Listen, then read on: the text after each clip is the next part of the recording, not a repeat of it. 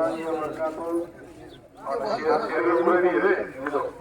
আমার আব্বার জানাজায় অনেক আলেম এবং শিক্ষাবিদ, প্রফেসর, অধ্যক্ষ অনেকেই এসেছেন।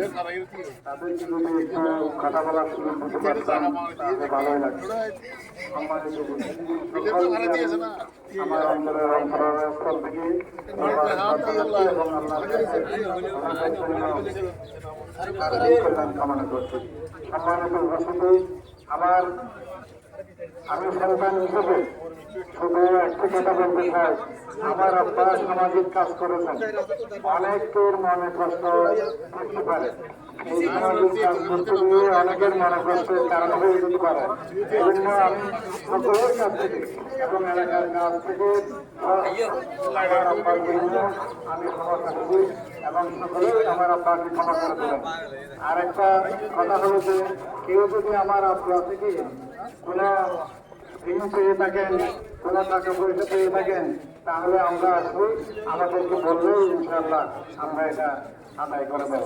সম্মানিত উপস্থিতি, আপনাদের সামনে কিছু বলার জন্য আমার ভয় হচ্ছে, আবার আনন্দ লাগছে এখানে আমার আপনারা দোয়া করার জন্য এবং আল্লাহর কাছে সুখে দেওয়ার জন্য আপনারা এসেছেন। এটাই আমার সবচেয়ে বড় পাওয়া এবং আল্লাহর কাছে আমার আব্বার জন্য এটা সবচেয়ে বড় পাওয়া।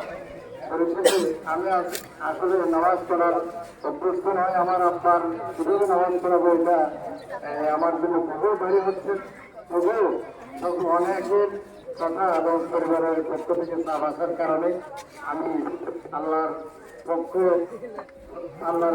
ওনাকে আল্লাহকে সঁপে দেওয়ার জন্য এবং ওনাকে জান্নাতুল ফেরদৌস দান করার জন্য ওনার জন্য আমি নামাজে দাঁড়াচ্ছি। আসসালামু আলাইকুম ওয়া রাহমাতুল্লাহ।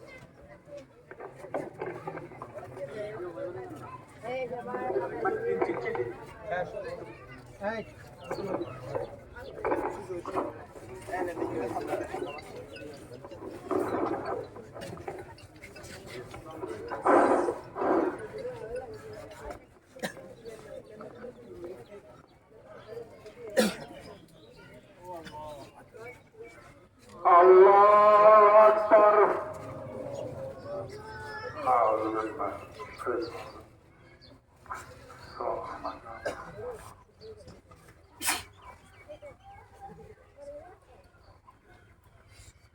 আল্লাহু আকবার।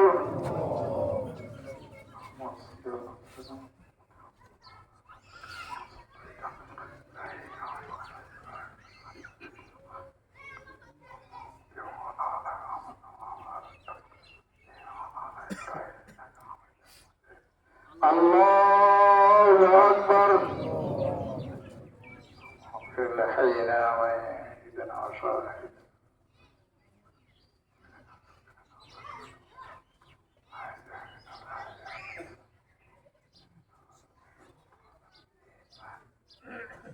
الله أكبر. السلام عليكم ورحمة الله. السلام